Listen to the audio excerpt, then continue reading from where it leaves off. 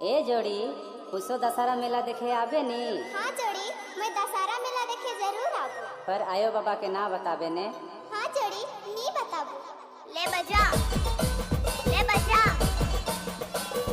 ले देख। ओए पूजा, थोड़ा मुस्कुरा दे यार।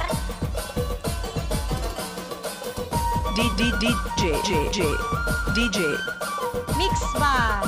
क्या नाम है आपका? सरजू बाबू। क्या नाम है आपका? सरजू बाबू।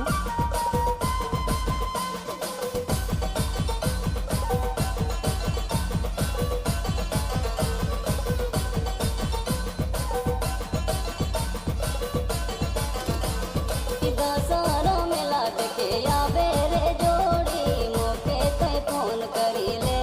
ए बे सोना बिना बतले नहीं, या बेरे बिना बतले नहीं। और बाकी से नाम तो आपने सुना ही होगा।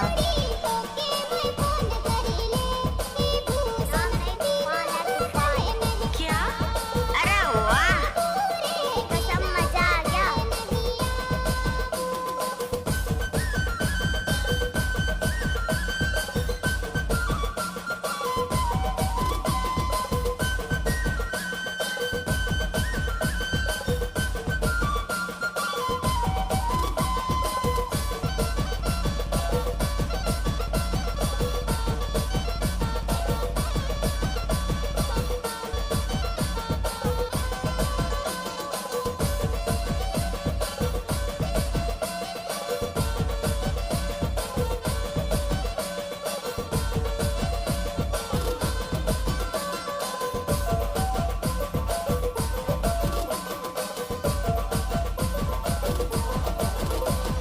चोरी चोरी आबे गोरी, छुपे छुपे आबे रे। कहाँ से ढूंढ कर लाते हो तुम ये सब? आबे सोना और बाकी आयो बस्ती? बाबा के ना। अरे, ये सब क्या? आबे रे, आयो बाबा के हमारी ना। मिक्सिंग तो सबसे अलग है।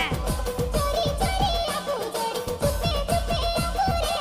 आयो बाबा के नी बताबू सन, आयो बाबा के नी बताबू रे। आयो बाबा के नी बताबू।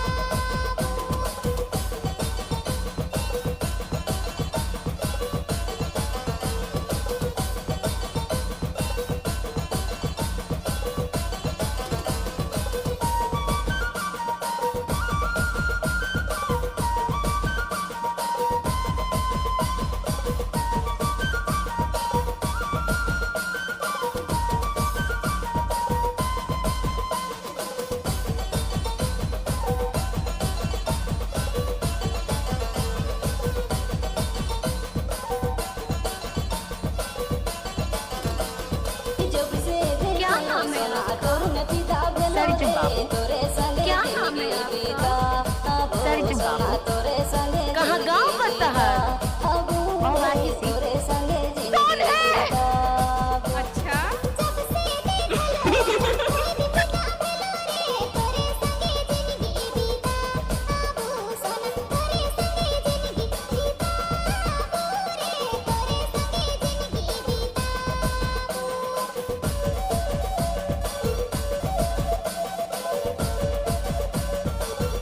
DJ